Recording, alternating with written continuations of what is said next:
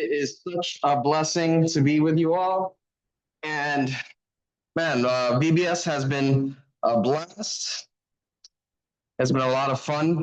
I know Hannah's always been looking forward to it, and Eden loves it. You get to stay up a little later. Uh, but this whole theme, I want to share with you something that something that we've been learning. This whole theme for VBS is called Mountains of Miracles. Mountain of Miracles. God's love is rock solid, right? So that's something that we, as Christians, stand upon. That God is love, right?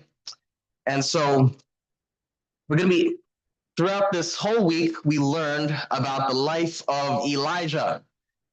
Elijah, how many guys know who Elijah is? All right. Elijah has been one of the coolest prophets in the Old Testament. He has some amazing stories. The very first day, we talked about how Elijah and God were sad about the state of affairs in Israel because Israel was serving other gods. And so God called Elijah to go to King Ahab and confront him because of, Israel's unfaithfulness. There will be no rain for 3 years. And so after that, he just leaves and they couldn't find him anymore. And then we went through Elijah going to the brook Kerith, being fed by ravens there. And then we went from there to the widow in Zarephath and how God has provided for Elijah there during the droughts. And so after that, God called Elijah to come back and to confront King Ahab and also all the prophets of Baal. And so it was a direct challenge to Baal, the so-called god of rain and fertility. And just like that, Elijah was, a very prominent prophet and messenger of the Lord. So our key text, if you notice, is found in Isaiah 41, verse 10. And I believe this is a promise that that Elijah knew, which gave him the courage to be able to do all the many amazing feats that he did in his ministry. So if you look over there at the wall, that is the PowerPoints we learned every day. And it was also the key text that we were learning every day. So the key text is, I am with you, do not be afraid, I am your God, do not be upset, I will make you strong, and I will help you, my powerful right hand will keep you safe. And this is the Easy English Bible version. And so here, because of this promise that Elijah knew of God, he was able to do so many things. He wasn't afraid of Ahab for the most part. He was not upset in the very beginning of his ministry. And then, of course, sometimes you start strong, and then there's sometimes where you waver in your Christian life, where Elijah then did become scared. And it shows that that he was human too, right? And makes him a lot more relatable. And yet he still remembered then this promise, and he was able to continue to finish strong also in his ministry. But what I want to highlight is the showdown, you could say, at Mount Carmel, right? And some lessons that we learned, and some extra bonus lessons I'm going to give just for today. So,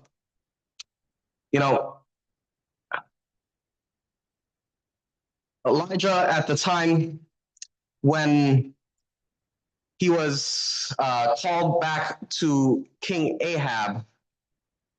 In 1 Kings chapter 18 is a story. God called Elijah from Zarephath to show yourself to Ahab because I will send rain. So Elijah now he returns not with an army, but with a word. Not with soldiers, but with faith, right? Because he's just one man against a king. and 450 prophets of Baal, and a nation who has forgotten who God is. And so here on this dry, dusty, drought-stricken mountain, Mount Carmel, Elijah takes his stand and he confronts, you could say, the enemies of God, right? But he's not just confronting the king, he confronts the people. Because if you notice in 1 Kings chapter 18, verse 21, he says this. He tells the people, he tells Israel, all of Israel, he says, how long will you falter between two opinions, right? If the Lord is God, follow him. But if Baal, follow him. Right? And so with that challenge, he sets the stage for one of the greatest demonstrations of divine power in the Bible. And Elijah wasn't confident because of past miracles. He wasn't bold because of personal strength. He stood because of the promise that we read in Isaiah 41:10, right? The promise that you and I can still claim. And that's that God says, I am with you, do not be afraid. I am your God, do not be upset. I will make you strong and I will help you.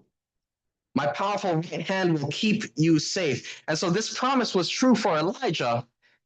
And I just want to let you know it's true for you today. And that's what we learned in VBS, that it's true, something that we can claim. So I want you to journey with us, with the children, to this mountain of miracles and see what happens when one person dares to believe in the God who shows up, right? So we're going to be looking at 1 Kings chapter 18, 20 to 24 is the first part.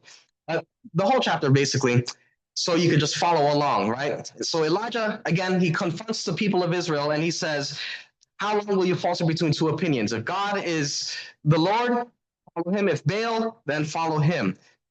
But notice what the people answered in that challenge, right?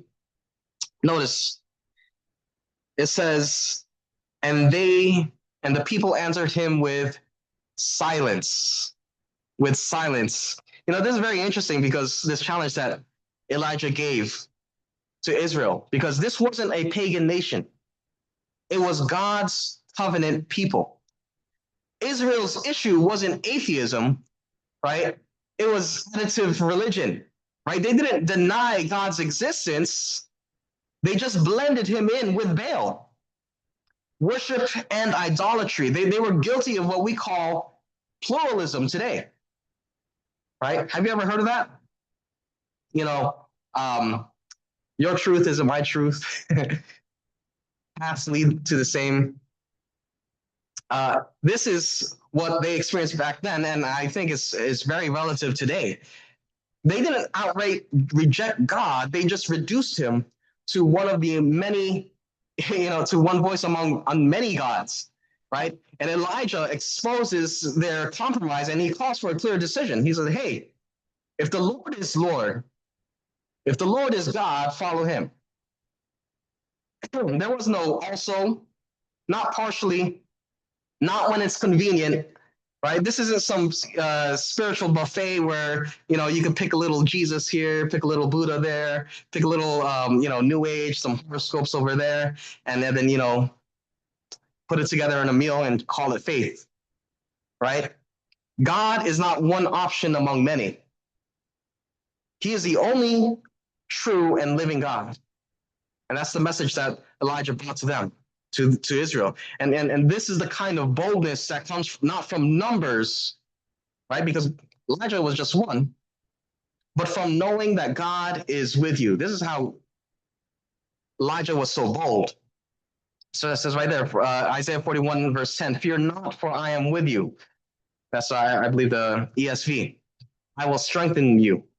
Elijah wasn't strong in himself. He was strengthened by the presence of the Lord, by the presence of God. And that's how he was able to be so bold. And then now if you just jump with me to verse 30 to 32, you'll notice something very interesting, right?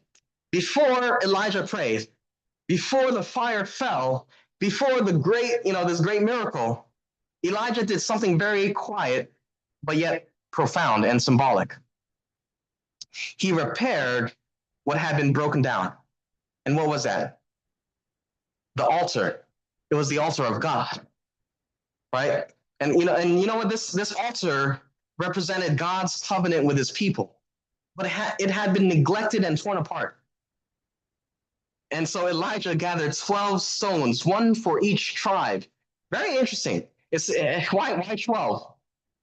It's to remind Israel that God had not yet given up on them, right? Even when they had forgotten him, even when they have neglected in worshiping him, God did not give up on Israel. And so Elijah rebuilt what others had destroyed. And this is because revival doesn't start with fire, but it starts with repentance, right? It starts with rebuilding what was broken, our worship, our families, our priorities. This means it's time to rebuild our personal devotion with God, right? Your prayer life, your Bible time, your identity in God. This means it's time to rebuild family worship at home, right? That's where revival starts. Not just some big revival, or a week of prayer that's happening in church or some camp meeting. It should start at home. So this is, and you know what, this is something you do on your own, right? What do we have there? The promise in Israel, in Isaiah 41:10, it says, "And I will help you." Right? God is going to help us restore what was broken down. Rebuilding the spiritual altar takes courage and commitment, but God promises you to be with you in every step of the way, in the whole process. He doesn't just send fire to consume the sacrifice. He gives strength to repair the altar in the first place. And so once the altar was now rebuilt, the stage was set, right? Let's jump to verse 36 and 38 through 38. And here we see Elijah praying. He prays, and if you notice, it's very different from what happened with the prophets of Baal. There's no screaming, there's no dancing, there's no bleeding, just quiet confidence in a faithful God. And then you contrast it with the prophets of Baal, right? They spent the whole day trying to earn their God's attention, right? They shouted, "Oh, Baal, hear us!" And then they danced and they leaped around the altar, even to the point where they started cutting themselves, shedding their own blood, bleeding. If they worked hard enough, Baal would hear them, Baal would respond. And you know what all that is? Really, it's a representation of that's salvation by works. That's salvation by works. Trying to earn divine favor through human effort. And the prophets of Baal had time, but not truth. They had effort, but no access. They had noise, but no voice from heaven. And then you compare that with Elijah. He knew the truth, right? And the truth is, and the gospel is, God doesn't need your performance. He desires your surrender, right? and to really emphasize that, Elijah, he drenched the altar in water so no one could question what was about to happen. And then he gives off this confident and quiet prayer. And notice this. He says, "Let it be known this day that you are God. Answer me, O Lord, that this people may know that you are turning their hearts back." And if you notice and you analyze this prayer, Elijah didn't try to get God's attention. It's because he knew God was already listening. This is grace-based worship, not based on our works or blood like Baal worship, but on God's mercy and covenant faithfulness.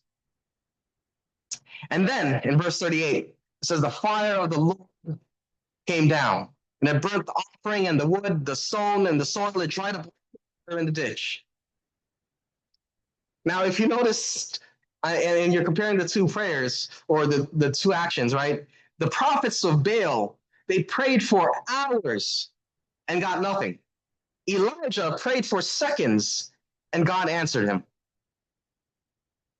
Worship isn't powerful because it's long. Have you ever heard of that? Sometimes, people kind of praise a longer worship service or something like that. And then there's nothing wrong with that. But sometimes when we emphasize the time, maybe we're emphasizing the wrong things. Right? Prayer isn't effective because it's loud or you're very eloquent, right? It's about the God you worship and the heart you bring with it.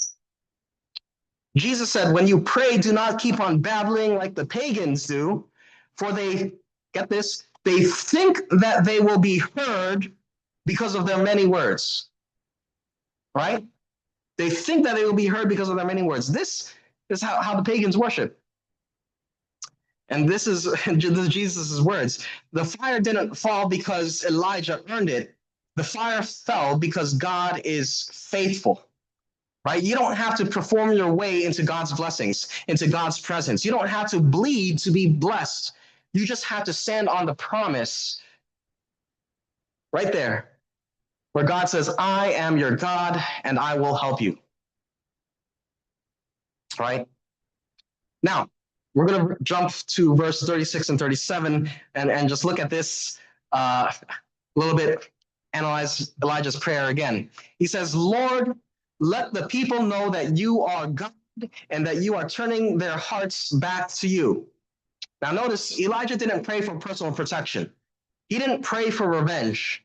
He didn't pray that people would see God. He prayed that people would see God, know God, and turn back to God. And if you remember verse 21, all right, very earlier in the story, when Elijah challenged the people, when he challenged Israel, it says that the people answered him not a word. And their silence, they were silent in their compromise, right? They were silent in their indecision. They had no defense for their double-mindedness. But Elijah spoke what they wouldn't say, right? And that's that the Lord alone is God. That there's no room for divine worship. That truth is not relative, it's revealed.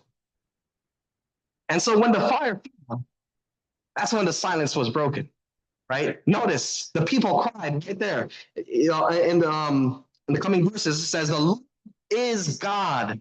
The Lord is God. They broke the silence. So, brothers and sisters, don't underestimate your voice, right? God will give you the words to say, like Elijah. Don't be silent in a confused world. Speak truth with clarity and compassion, and God will use you to help break the silence, just like how he used Elijah. Now, to conclude, I want to compare this fire that Elijah prayed for, and how the disciples kind of interpreted that whole event. So if you jump to Luke chapter 9, right, centuries later, the disciples, they were, doing some ministry, and they came across a village that rejected Jesus. And then so what did the disciples say to Jesus in Luke 9? This is in Luke 9, chapter 9, verse 51 through 56, right? The disciples, they said, do you want us to call fire down from heaven like Elijah did? Right? Basically, and consume this whole village. But Jesus rebuked them.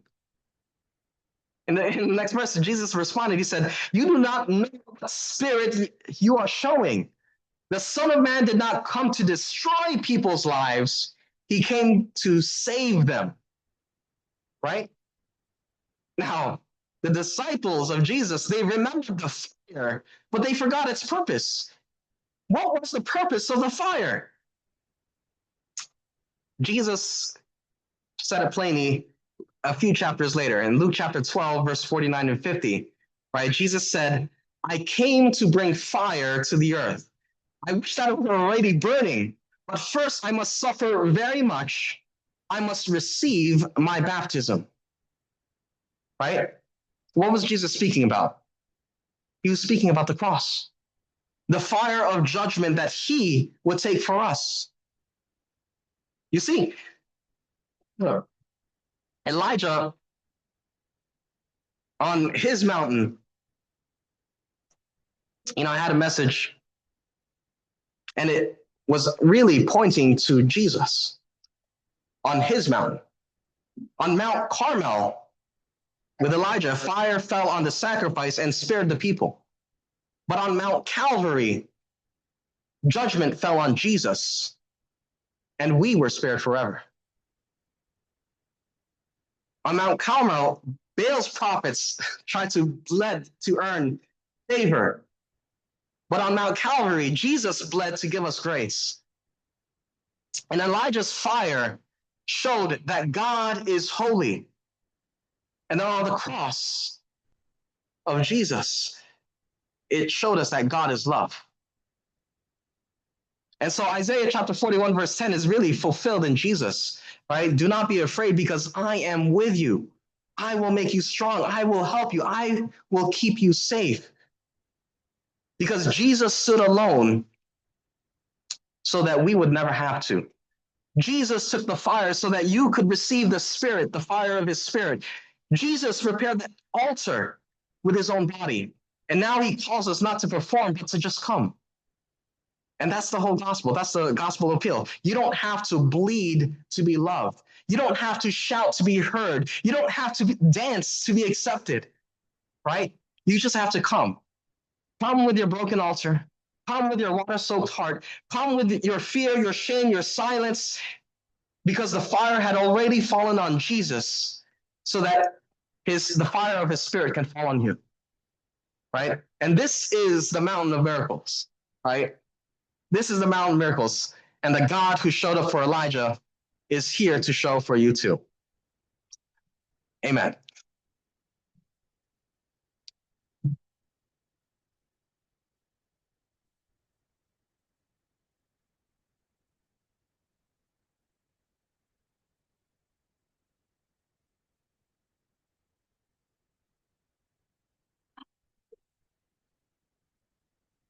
My loving BBS children, can you guys please come up to the stage?